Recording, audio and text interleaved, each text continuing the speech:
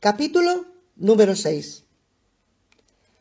A lo largo de los años, Sam Booker había descubierto que toda la costa de California estaba dotada de encantadores hoteles provistos de fachadas de piedra, madera envejecida, techos abovedados, cristales biselados y patios con profusión de plantas y pasillos con baldosas de cerámica.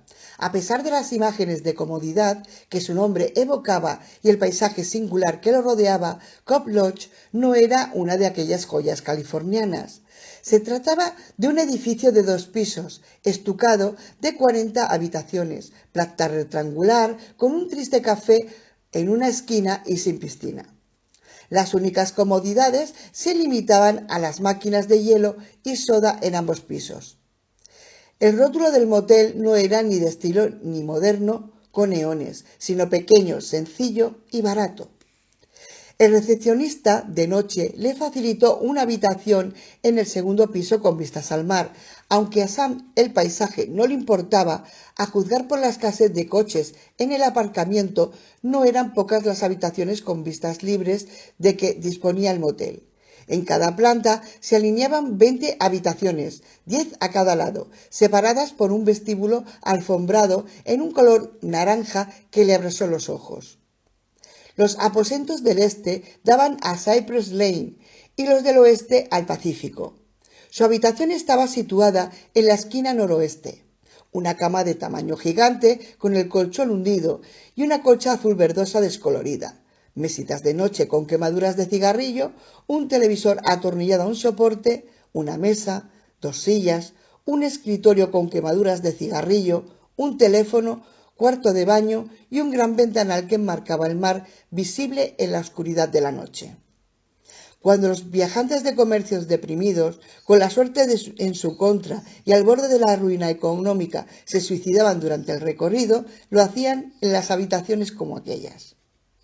Sam deshizo las 2 maletas, guardó las ropas en el armario y los cajones. Luego se sentó en el borde de la cama y miró el teléfono. Debería llamar a Scott, su hijo, que había regresado a Los Ángeles, pero no podía hacerlo desde aquel teléfono.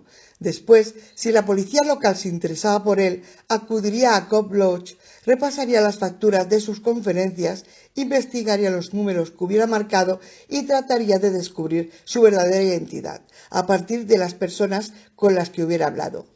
Para mantener su tapadera, tenía que utilizar el teléfono de la habitación, solo para llamar a su número de contacto de la oficina, Los Ángeles, una línea segura que contestaría Valores Beachfield. Dígame. Además, en los registros de la compañía telefónica, aquel número estaba a nombre de Beachfield, la firma inexistente para la que se suponía que Sam trabajaba como agente de bolsa, de manera que era imposible que descubrieran que, en realidad, el teléfono correspondía al FBI. Puesto que todavía no tenía nada que informar, no levantó el auricular. Cuando saliera a cenar, llamaría a Scott desde una cabina. No quería hablar con el chico. Sería solo una llamada de compromiso y la temía.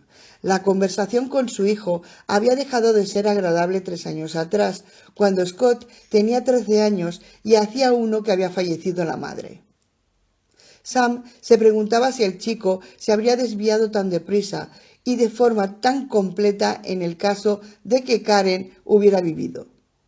Aquel pensamiento le llevaba, por supuesto, a reflexionar sobre su papel en la degradación de Scott.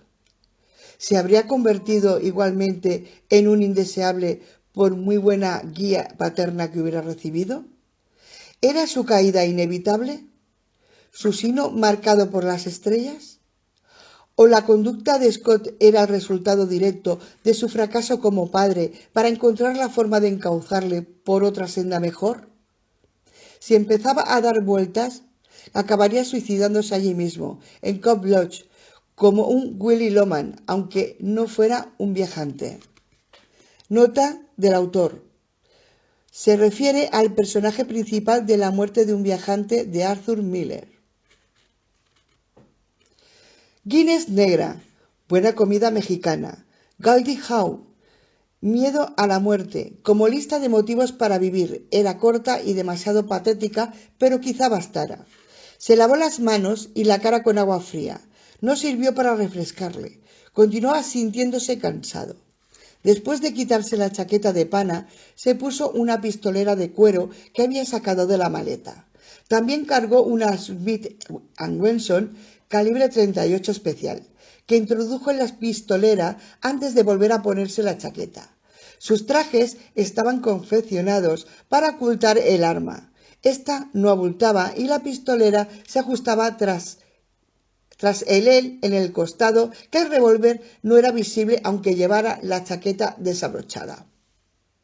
Para misiones secretas, el cuerpo y el rostro de Sam estaban tan bien cortados como sus chaquetas. Medía 1,75 m, ni alto ni bajo. Pesaba 80 kilos, en gran parte hueso y músculos, poca grasa, pero no era el tipo de levantador de pesas con cuello grueso y en soberbias condiciones físicas que llamara la atención.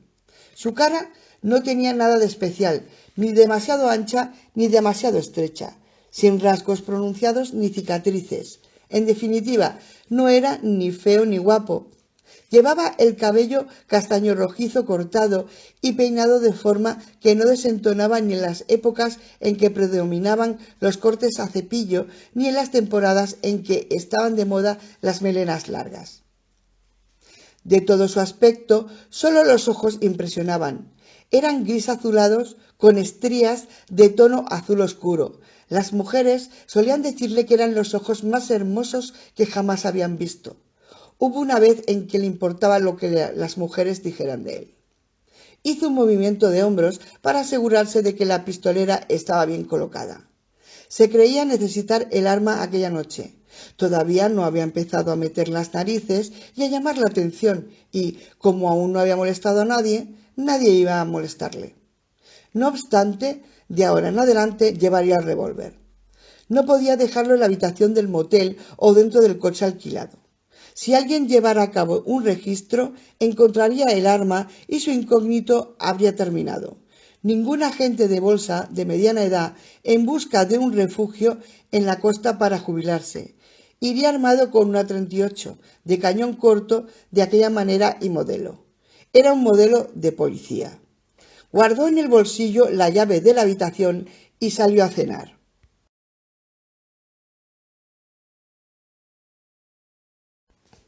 Capítulo número 7. Después de firmar en el registro del motel, Tessa Jane Luckland se quedó durante un largo rato frente a la ventana de su habitación en el Cobb Lodge, sin encender las luces.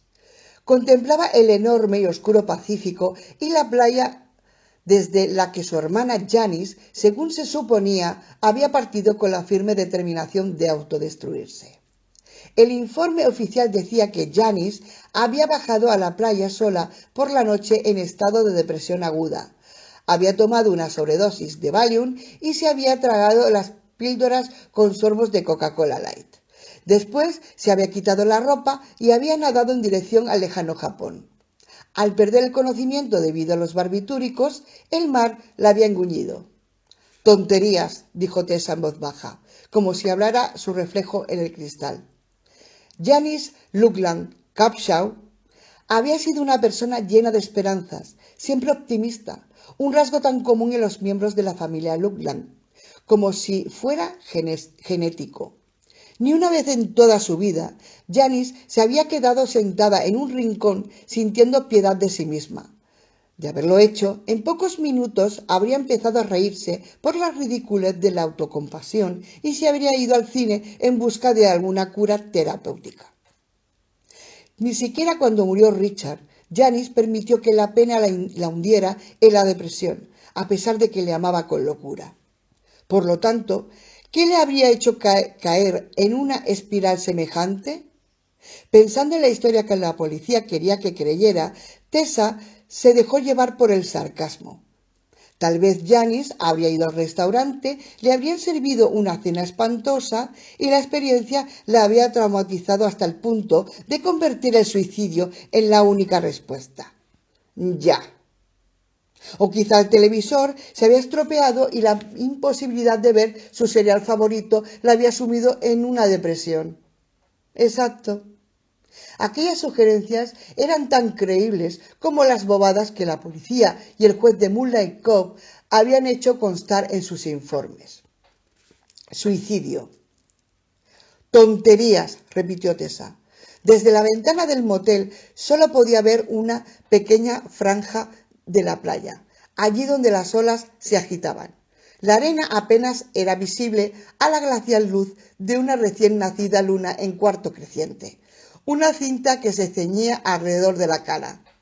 A Tessa le embargó el deseo de bajar a la playa desde la que su hermana, al parecer, había iniciado un baño de medianoche que la había conducido al cementerio, la misma playa a la que la marea había devuelto el cadáver hinchado y destrozado días después. Se alejó de la ventana y encendió una lamparilla de la mesita de noche. Abrió el armario, sacó de la percha una chaqueta de piel marrón y se la puso. Luego se colgó el bolso del hombro y salió de la habitación cerrando la puerta. Estaba segura, aunque era irracional, de que solo acudiendo a la playa y estando en el mismo lugar en que Janis había estado podría descubrir una pista de la verdadera historia, por medio de una corazonada o una chispa de intuición.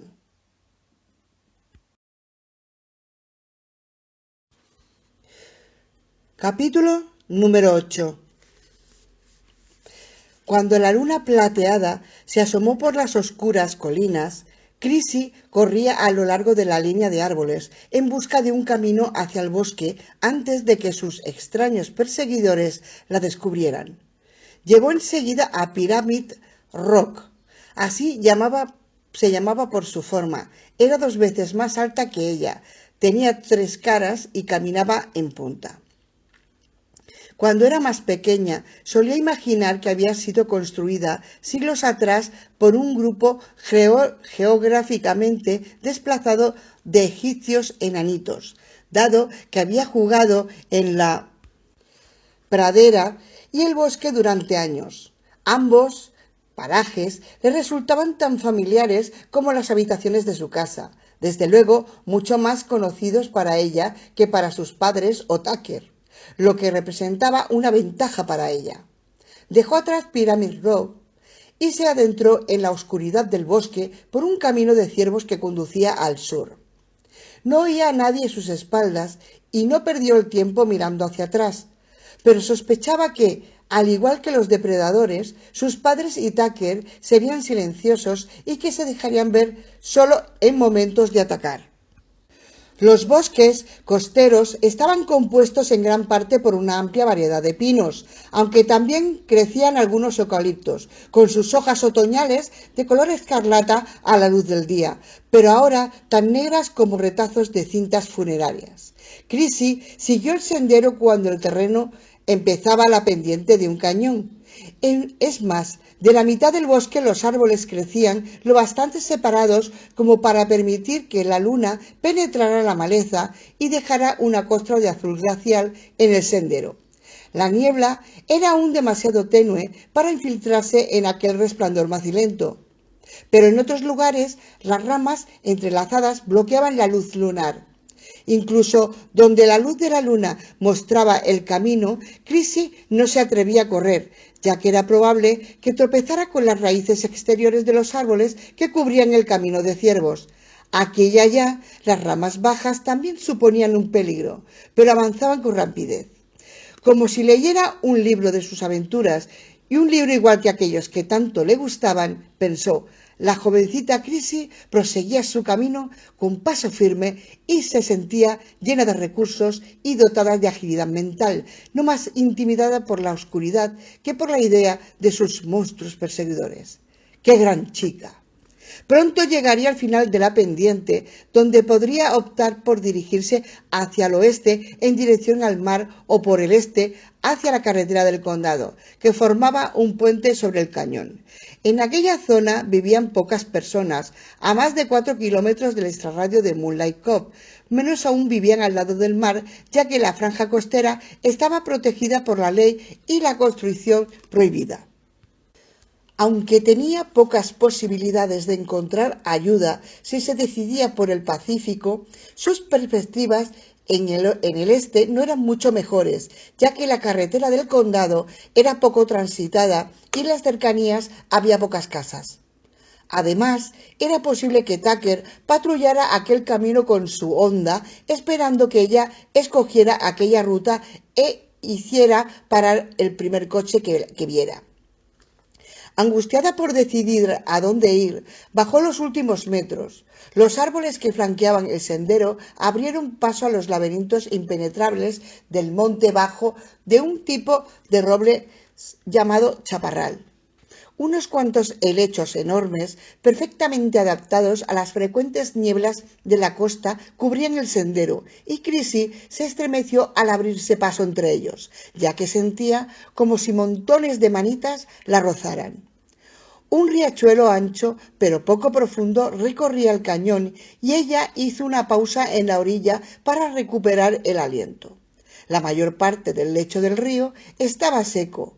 En aquella época del año, solo unos cuantos centímetros de agua avanzaban con pereza por el centro del canal, resplandeciente a la luz de la luna. No se levantaba ni una brizna de aire, no se oía ningún ruido. Entonces se dio cuenta del frío que hacía. Con tejanos y una camisa de franela azul, iba vestida de forma adecuada para un buen día de octubre, pero no para la noche fría y húmeda del otoño. Estaba helada, cansada, asustada e indecisa sobre su próximo movimiento, pero más que nada estaba furiosa con ella misma por aquellas debilidades de la mente y el cuerpo. Las maravillosas aventuras de André Norton eran protagonizadas por jóvenes heroínas intrépidas que podían resistir persecuciones más largas, frío mucho más intenso y otras privaciones, y siempre con la moral intacta, capaces de tomar decisiones rápidas y, por lo general, correctas. Estimulada por su comparación con una de las chicas Norton, Chrissie dejó la orilla del río y cruzó 3 metros de terreno margoso erosionado desde las montañas por las lluvias torrenciales de la última estación, y trató de saltar a la otra orilla. Por unos centímetros el salto no resultó suficiente y las zapatillas de tenis se mojaron. Continuó adelante pisando más manga que se le pegaba a las zapatillas mojadas, y se dirigió no hacia el este ni al oeste, sino al sur, subiendo por la otra pared del cañón hacia el otro bosque. Aunque se adentraba en territorio desconocido, al otro extremo del bosque, que había sido su campo de juegos infantil, no tenía miedo de perderse.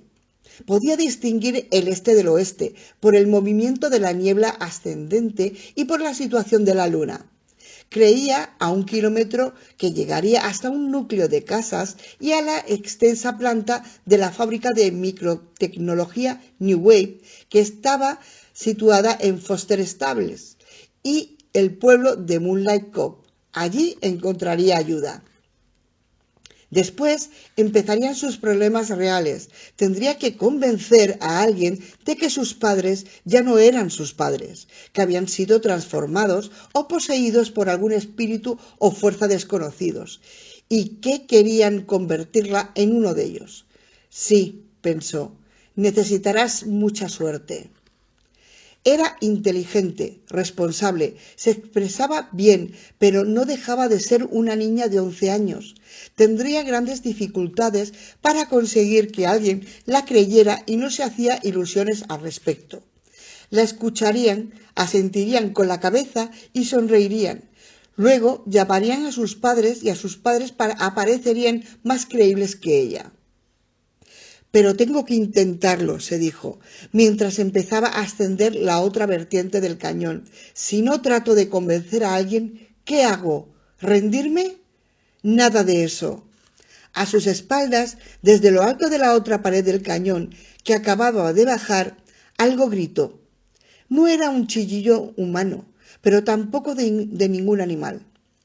El primer grito fue respondido por un segundo y un tercero, y cada uno correspondía a diferentes criaturas, ya que las voces eran distintas. Chrissy se detuvo al pie de la pendiente, sujetándose con una mano en la fisura de la corteza de un pino, debajo de un techo de olorosas ramas. Miró a sus espaldas y escuchó cómo sus perseguidores empezaban a gemir. Un ulular que recordaba los ladridos de una manada de coyotes, pero peculiar, más aterrador. El sonido era tan frío que penetraba en su carne como una aguja clavada en la médula. Los aullidos eran, con toda probabilidad, una señal de su confianza. Estaban seguros de atraparla, así que ya no tenían necesidad de guardar silencio. «¿Qué sois?», preguntó un susurro. Sospechaba que veían en la oscuridad igual que los gatos. ¿Podrían olfatearla como si fueran sabuesos? Le empezó a palpitar el corazón con violencia. Mientras se sentía vulnerable y sola, se dio la vuelta y emprendió la subida por el camino hacia la vertiente sur del cañón.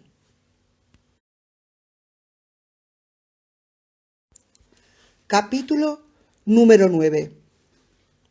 Al pie de Ocean Avenue, Tessa Luckland atravesó el aparcamiento vacío en dirección a la playa. Empezaba a soplar la brisa nocturna del Pacífico, suave pero fría, por lo que se alegró de vestir pantalones, jersey de lana y chaqueta de piel. Caminó por la arena hacia la orilla del mar, hasta que un punto donde llegaba la luz de la última farola de la calle y dejó atrás un ciprés que crecía en medio de la arena recortado por los vientos de forma que parecía una escultura de Herté, todo curvas y estilizaciones. En la arena húmeda, cercana al agua, con las olas a pocos centímetros de sus pies, Tessa se detuvo para mirar hacia el oeste. La escasa luna era insuficiente para iluminar la vasta extensión. Todo cuanto podía distinguir eran las primeras 3 líneas de la espuma blanca. Trató de imaginar a su hermana de pie en aquella playa desierta, engullendo 30 o 40 comprimidos de Valium con una lata de Coca-Cola Light, para después desnudarse y entrar en las frías aguas. No, Janice, no. Cada vez más convencida de que las autoridades de Moonlight Cove eran incompetentes o mentirosas, Tessa paseó a lo largo de la orilla. Bajo la luz nacarada de la luna creciente, observó la arena, los cipreses a lo lejos y las formaciones rocosas erosionadas por el tiempo. Ya no buscaba pistas físicas que pudieran decirle lo que le había ocurrido a Janice. Aquellas ya habían sido borradas por el viento y las mareas durante las pasadas 3 semanas. En cambio, esperaba que el mismo paisaje y los elementos de la noche, esto es, la oscuridad, el viento helado y los arabescos de la pálida pero tupida bruma, le inspiraran para desarrollar una teoría sobre lo que le había ocurrido realmente a Janice y un método que pudiera utilizar para probar dicha teoría. Era realizadora cinematográfica especialista en diversos tipos de documentales. Cuando dudaba sobre el significado y el propósito de un proyecto, a menudo había descubierto que el hecho de acudir a una localidad geográfica determinada podía inspirarle acercamientos narrativos y temáticos para hacer una película sobre ella. Durante los inicios de un corto sobre viajes, por ejemplo, solía pasar un par de días paseando sin propósito fijo por una ciudad como Singapur, Hong Kong o Río de Janeiro, limitándose a absorber detalles, lo cual era más productivo que miles de horas de lectura y asimilación, aunque éstas también constituyeran una parte del trabajo. Había caminado menos de 200 metros por la playa cuando escuchó un alarido escalofriante que la dejó helada. El sonido era distante, subía y bajaba, subía y bajaba. Luego cesó, sobrecogida más por el extraño aullido que por el desapacible viento de octubre. Se preguntó qué era lo que había oído. Si bien en parte era un ladrido, estaba segura de que no era la voz de un perro. aunque también parecía un maullido felino. Estaba igualmente convencida de que no era un gato. Ningún gato doméstico era capaz de producir tal sonido. Y, por lo que sabía, ningún puma merodeaba por las colinas de la costa, y seguro que tampoco lo hacía por los alrededores de un pueblo del tamaño de Moonlight Cove. Se disponía a seguir caminando cuando el mismo grito misterioso rompió el silencio de la noche, y entonces tuvo la seguridad de que provenía del risco que oteaba la playa, en el extremo sur, donde había menos luces en las casas que miraban al mar que en el centro de la cala. Esta vez el aullido terminó en una nota más prolongada y gutural, que hubiera podido ser emitida por un perro grande, aunque ella seguía creyendo que era de otra criatura. Alguien que vivía cerca de las rocas debía tener algún animal doméstico exótico enjaulado, quizás un lobo o un gato montés, no indígena de la costa norte. Esta explicación no acababa de convencerla, pues había en aquel aullido algo familiar que no conseguía ubicar, una característica no relacionada con un lobo o con un gato montés. Esperó otro alarido que no llegó. A su alrededor la oscuridad había crecido, la bruma era más espesa y una nube atravesó la media luna. Comprendió que vería mejor los detalles del paisaje por la mañana y caminó hacia las luces de Ocean Avenue. No se dio cuenta de lo deprisa que andaba, casi a la carrera, hasta que dejó atrás la playa, atravesó el aparcamiento y llegó a la primera casa de Ocean Avenue, donde la respiración jadeante hizo que tomara conciencia de su paso apresurado.